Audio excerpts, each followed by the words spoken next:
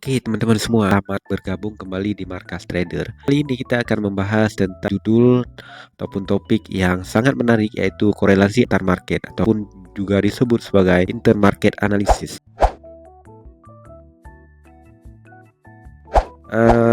Pernah nggak kira-kira teman-teman ketika sudah membuat analisa ataupun membuat sinyal, baik itu sinyal buy ataupun sinyal sell, misalnya di kripto, forex ataupun saham, yang mana sinyal tersebut sangat bagus dan mempunyai nilai scoring yang tinggi. Misalnya ini sudah uptrend, tapi tiba-tiba market bergerak di luar prediksi dan membuat setup kita terkena yang namanya stop loss. Jawabannya adalah ini, indeks DXY, ataupun indeks dolar. Jadi semua market, khususnya di market-market seperti market forex, saham dan sebagainya, ini sangat bergantung dengan indeks dolar, yang mana dolar ini merupakan kekuatan utama hegemoni mata uang dunia. Nah, karena dolar ini dipakai oleh semua institusi dan juga negara untuk melakukan penjualan dan pembelian, maka DXY ini juga berpengaruh pada market kita. Oke, simpelnya DXY ini adalah nilai kekuatan dolar Amerika.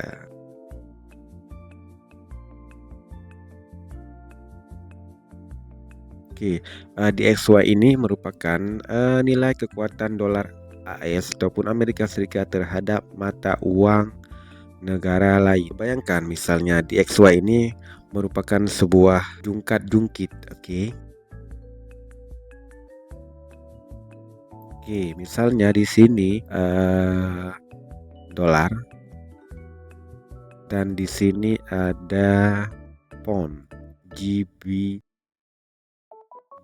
Nah, ketika DXY berada di atas, maka GBP ataupun euro maupun mata uang lain akan berada di bawah. Begitu pula dengan kripto, khususnya kripto yang mempunyai market cap besar seperti BTC. Nah, ketika sebaliknya,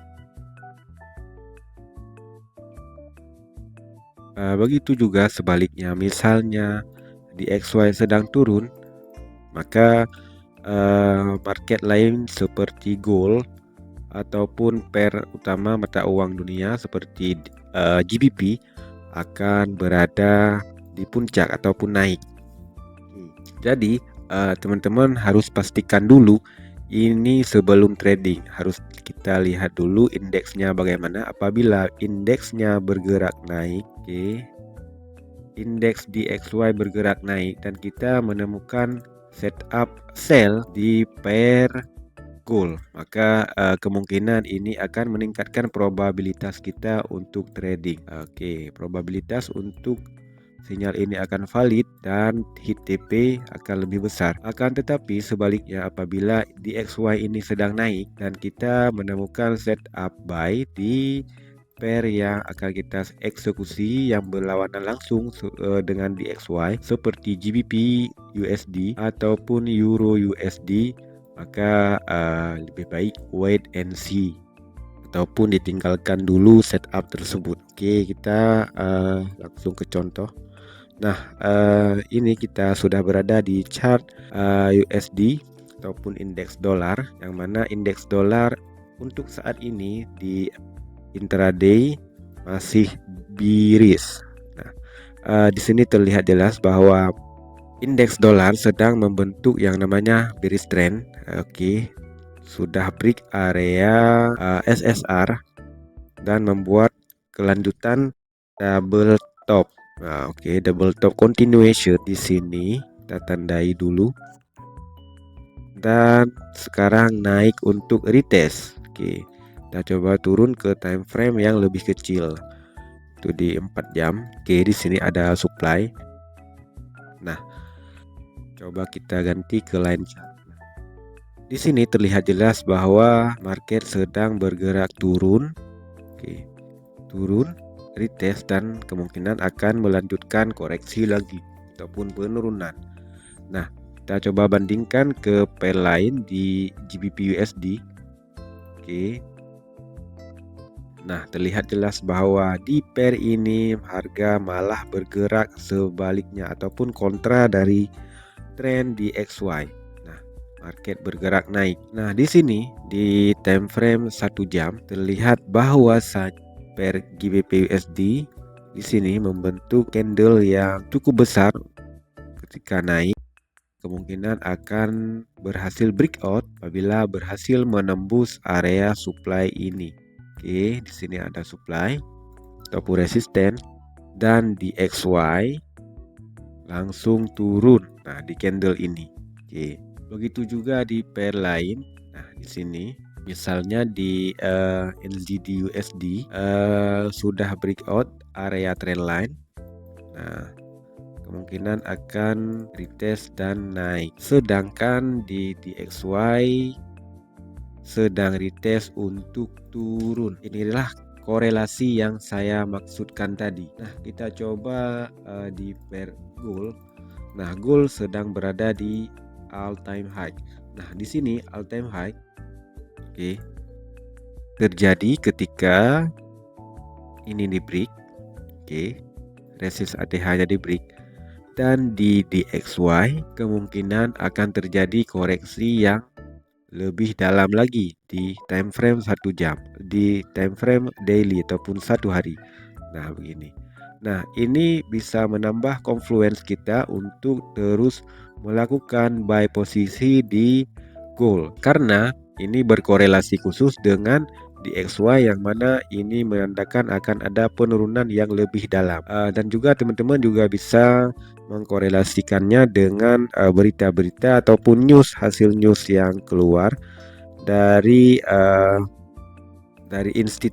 institusi Amerika Serikat seperti The Fed, yang mana biasa mengumumkan NFP, CPI dan sebagainya. Apabila ini sama dengan indeks DXY, maka di pair lain akan naik. Kita coba lihat di pair lain seperti Nasdaq. Nah, Nasdaq sedang berada di all time high-nya karena DXY akan terkoreksi. Ini apabila berhasil di break, berhasil di break, maka akan melanjutkan kenaikan yang lebih tajam.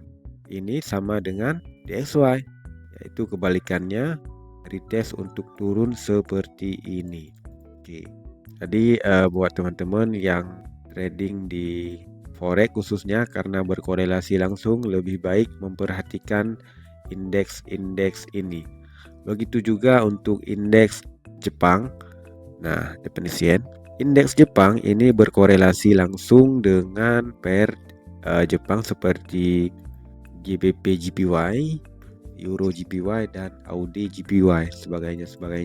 Nah, di sini minggu kemarin market tampak break karena ada news dari Bank Sentral Jepang yang mana menurunkan suku bunga, entah suku bunga.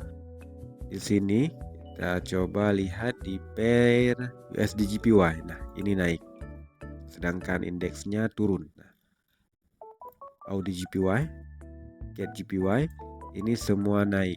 Oke, CHF JPY semuanya naik karena indeksnya turun. Oke, saya visualisasi GPYX berkorelasi dengan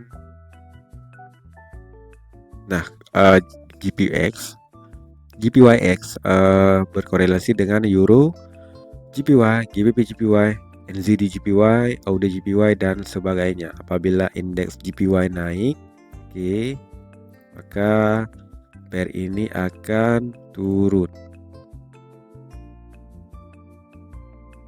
Nah, sedangkan apabila GPYX turun,